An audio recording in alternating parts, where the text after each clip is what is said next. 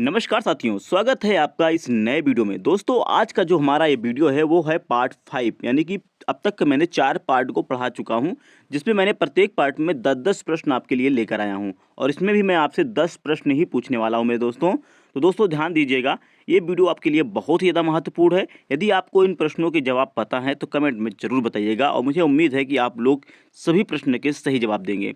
मेरे प्यारे साथियों ध्यान देना, आपका जो पहला प्रश्न है वो है विशेषण कितने प्रकार के होते हैं। दोस्तों विकल्प आपके सामने दिए गए हैं और इस विकल्प में से आपको सही विकल्प का चयन करना है। मेरे प्यारे साथियों, मुझे उम्मीद है आप इसका बिल्कुल सही जवाब दे रहे होंगे और ऑप्शन सी की तरफ जा रहे होंगे। ठीक है दोस्तों, तो ये जो है विशेषण कितने प्रकार का होता है दोस्तों, तो आप बताएंगे कि 4 प्रकार का होता है और मुझे पता है कि आप ये भी जानते हैं कि वो चार प्रकार कौन कौन से हैं। एक है आपका गुणवाचक, ठीक है दोस्तों, दूसरा है आपका संख्यावाचक, तीसरा है संकेतवाचक और चौथा हो जाएगा दोस्तों आपका परिणामवाचक। ठीक है दोस्तों, चलिए हम दोस्तों आपके अगले प्रश्न की तरफ बढ़ते हैं और ये रहा आपका अगला प्रश्न, प्रश्न नंबर 2।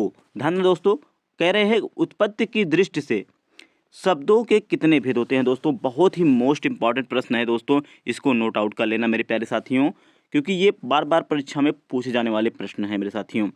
मेरे प्यारे दोस्तों, मुझे उम्मीद है आप इसका भी सही जवाब देंगे। अगर आप जा रहे हैं ऑप्शन बी यानी कि 4 की तरफ तो आप बिल्कुल सही हैं और मुझे उम्मीद है कि आप इसके भी 4 भेद कौन कौन से होते हैं वो भी आपको पता होगा। आपका जो पहला हो जाएगा दोस्तों क्या हो जाएगा, तत्सम हो जाएगा। दूसरा आपका हो जाएगा तद्भव हो जाएगा दोस्तों, ध्यान देना। और तीसरा बात करें तो दोस्तों आपका क्या हो जाएगा, देशज हो जाएगा। और चौथा जो है आपका विदेशज हो जाएगा दोस्तों। मेरे प्यारे साथियों, उम्मीद करता हूँ आपको वीडियो बहुत अच्छी समझ में आ रही होगी। चलिए दोस्तों हम आपके अगले प्रश्न पर बढ़ते हैं और ये रहा आपका अगला प्रश्न, प्रश्न नंबर 3। ध्यान दें दोस्तों, इसमें लिखा गया है निम्नलिखित में से अशुद्ध शब्द है। तो दोस्तों आप ध्यान से इसको देख लीजिए और हमें बताइए कि कौन सा विकल्प ऐसा है जिसकी जो शब्द है वो अशुद्ध लिखे गए हैं। तो मेरे प्यारे साथियों, मुझे पता है कि आप लोग जानते हैं कि ईर्ष्या बिल्कुल सही लिखा हुआ है। ऑप्शन बी अनुकूल बिल्कुल सही लिखा हुआ है। ऑप्शन सी आशीर्वाद भी बिल्कुल सही लिखा हुआ है। लेकिन दोस्तों जैसे ही हम पहुँचे हैं ऑप्शन डी की तरफ, यानी कि नक्षत्र जो लिखा हुआ है ये बिल्कुल गलत लिखा हुआ है दोस्तों। इसका जो सही शब्द क्या हो जाएगा, ये हो जाएगा ना, और ये वाला अच्छा रहेगा और यहाँ पे त्रा हो जाएगा। ठीक है दोस्तों, मुझे पता है दोस्तों आप लोग बिल्कुल भी गलती नहीं करने वाले हैं। तो चलिए दोस्तों, नक्षत्र माने क्या होता है भाई साहब बता दें आपको, ये तारा होता है, तारा का समूह होता है, जिसे हम नक्षत्र कहते हैं। आकाश में जो तारा दिखते हैं भैया उन्हीं को। चलिए दोस्तों हम आपके अगले प्रश्न की तरफ बढ़ते हैं और ये रहा आपका अगला प्रश्न, प्रश्न नंबर 4। निम्नलिखित में से घर का पर्यायवाची शब्द नहीं है। दोस्तों आपको बताना है कि इसमें से तीन शब्द तो ऐसे होंगे जो घर के पर्यायवाची होंगे, लेकिन जो तीसरा यानी कि चौथा शब्द है वो जो है घर का पर्यायवाची नहीं है। तो मेरे प्यारे साथियों, मुझे उम्मीद है आप लोग बिल्कुल सही जवाब इसका देंगे। और प्यारे साथियों, अगर आप जा रहे हैं ऑप्शन ए यानी कि पावक की तरफ तो आप बिल्कुल सही हैं, क्योंकि दोस्तों पावक जो है वो हमारा घर का पर्यायवाची शब्द नहीं है, ये हमारा हो जाएगा अग्नि यानी कि आग का पर्यायवाची हो जाएगा। चलिए दोस्तों हम आपके अगले प्रश्न की तरफ बढ़ते हैं और ये रहा आपका अगला प्रश्न, प्रश्न नंबर 5। निम्नलिखित में से इच्छा का पर्यायवाची शब्द नहीं है। मैं दोस्तों आपको बताना है कि इच्छा का पर्यायवाची शब्द इन 4 विकल्पों में से कौन सा विकल्प नहीं है। मेरे प्यारे साथियों, मुझे उम्मीद है आप बिल्कुल सही प्रश्न की तरफ जाएंगे और आप सही उत्तर देंगे इसका।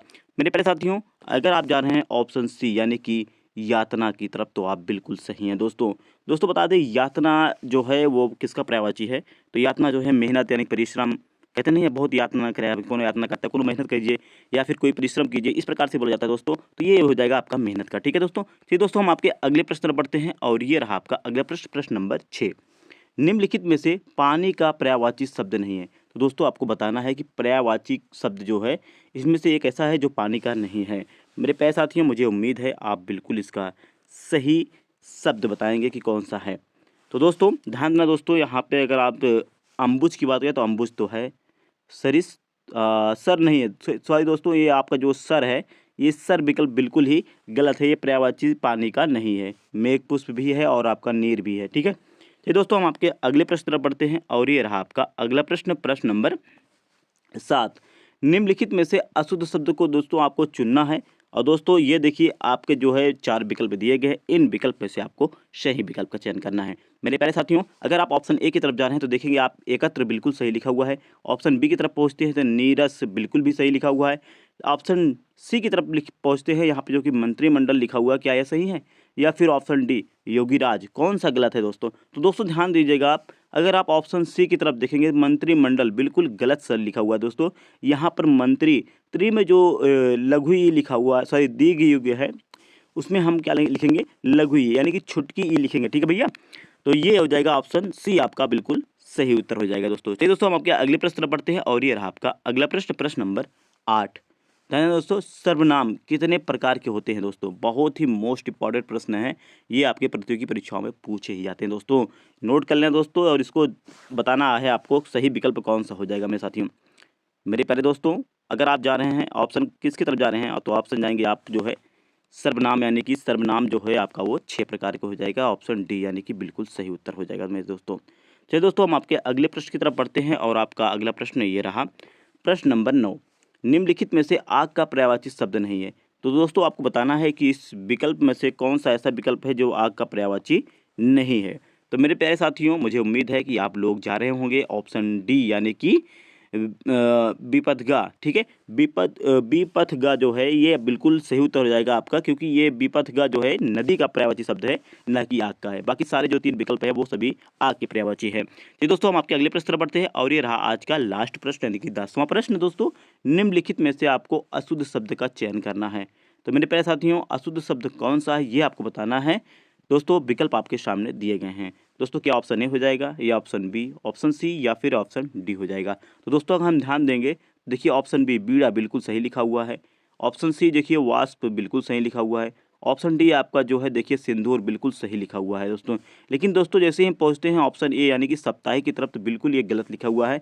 यहाँ पे साप्ताहिक में सा पे आपको बड़ा की मात्रा लगाया जाता है साप्ताहिक में। ठीक है दोस्तों, तो दोस्तों आपको ये वीडियो कैसी लगी हमें जरूर बताइएगा कमेंट में करके। मिलते हैं आपसे अगले वीडियो में। जय हिंद।